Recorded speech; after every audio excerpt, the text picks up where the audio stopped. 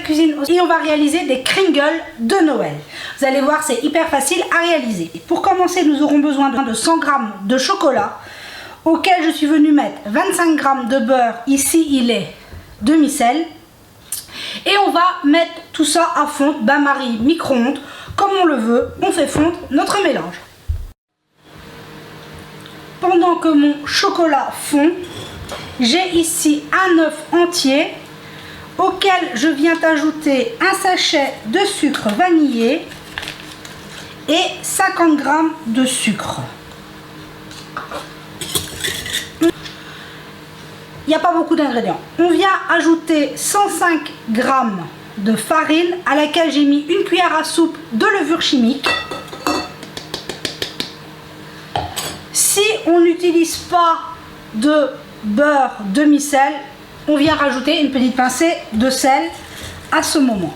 Fait un peu épais, c'est normal. Ensuite, on va venir ajouter notre chocolat fondu.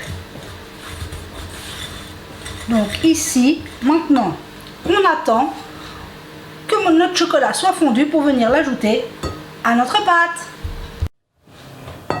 Mon chocolat est bien fondu, il reste à venir l'ajouter à notre préparation. J'ai enlevé mon fouet, j'ai pris une spatule, ce sera plus simple pour le mélange.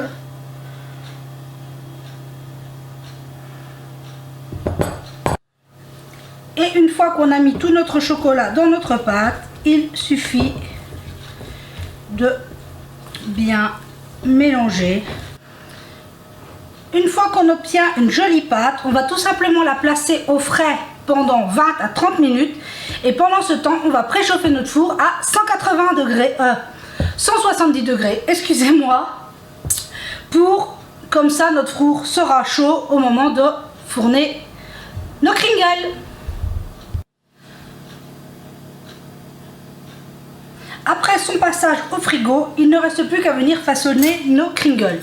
On prend 2 cuillères, on vient prendre un peu de pâte, on vient la rouler, ça se fait assez facilement, et on va venir hop,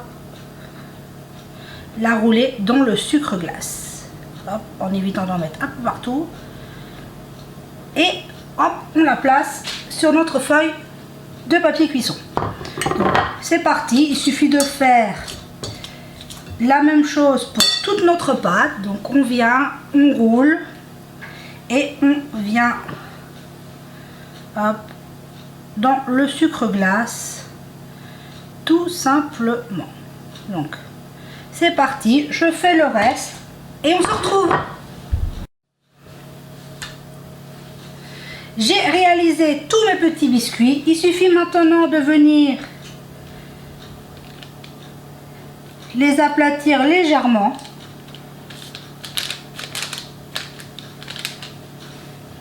Et on va pouvoir passer à la cuisson, donc à 170 degrés, chaleur tournante. Ma grille est au milieu du four et on est parti pour 17 minutes de cuisson. On se retrouve une fois que notre petit gâteau sera cuit. Et voilà les Kringles au bout de 17 minutes de cuisson. Ils sont magnifiquement craquelés, ils sentent divinement bon. Là maintenant, il suffit de les laisser refroidir et on se retrouve tout à l'heure pour voir le résultat.